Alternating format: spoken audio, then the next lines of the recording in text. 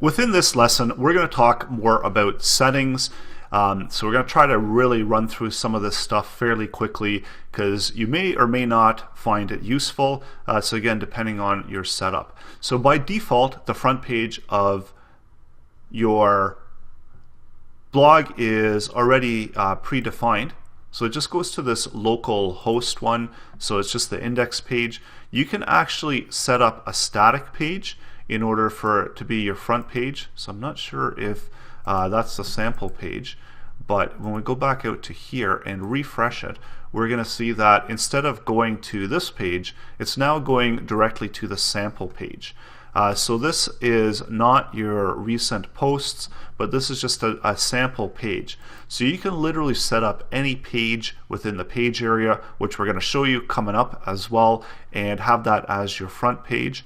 And we can also have your posts page be your sample page as well. So if we want to save that, and if we went to recent posts,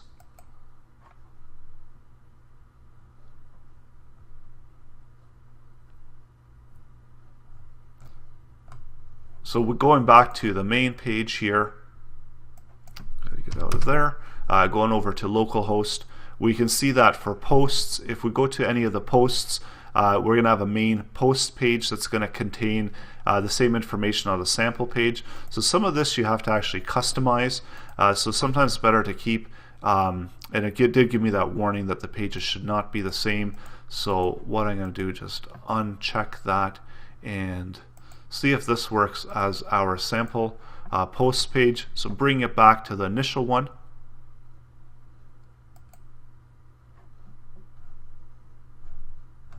And this is just the default posts.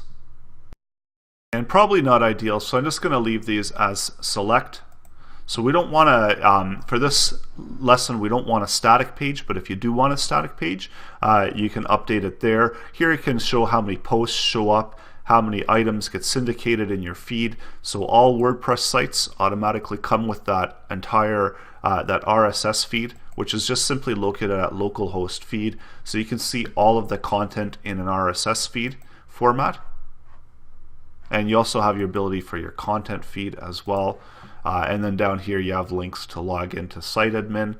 So if you forget how to log in, it's always going to be wp-admin.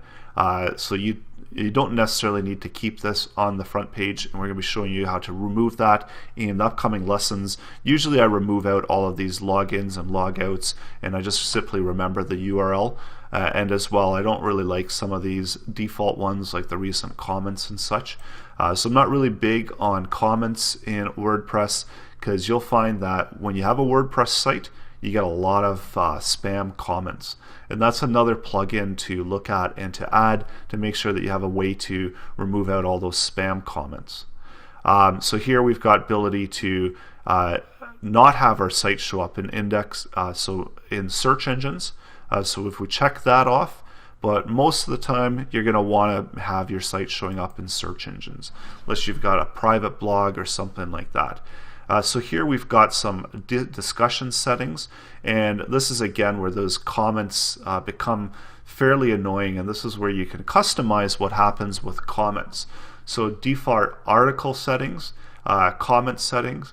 So here, in order for someone to comment, author must fill out name and email, so this is really good. Must be registered and logged into comments, so sometimes that's really good to check off as well. Automatically close comments, so another really good one. And again, depending on how many comments, sometimes I don't really even want to show comments, and because they do tend to get spammy, so I usually try to just disable comments altogether. So I don't want to get emailed when anyone posts a comment. I don't want to get emailed when there's a comment for moderation, and then so mainly I just disconnect, uncheck that one, so I don't want people to comment at all on my stuff. But again, it's depending on your personal preference.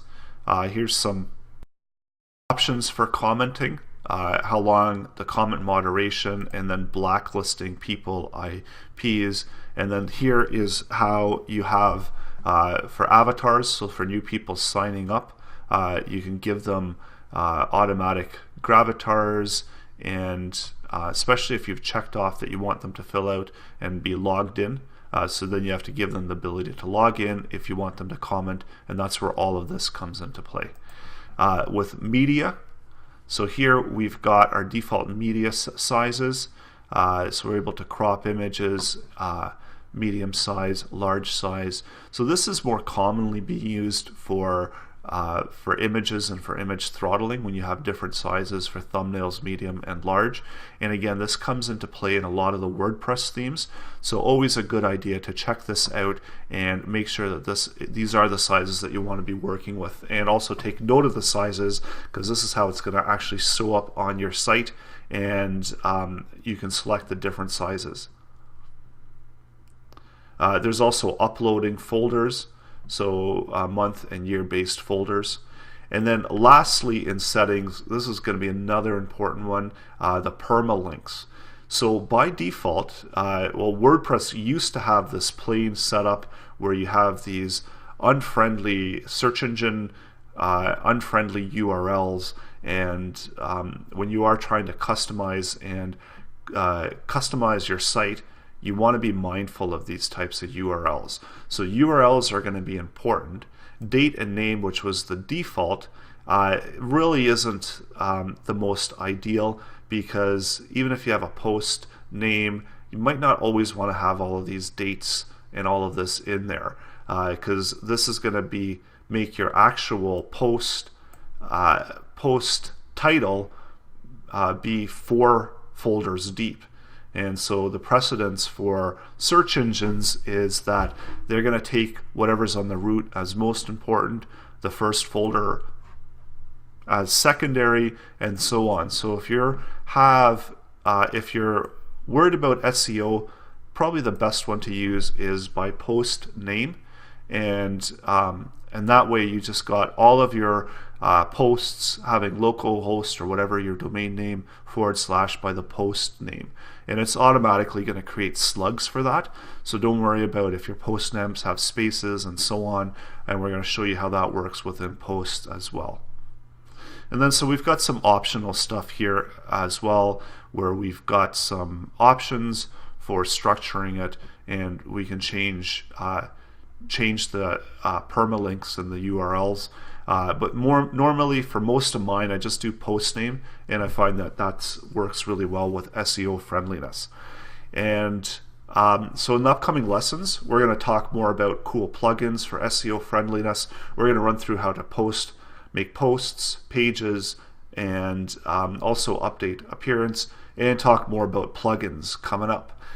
So we're going to quickly run through some of this stuff, because again, WordPress is really intuitive, and as long as you have a general idea, you should be able to jump in and start using WordPress.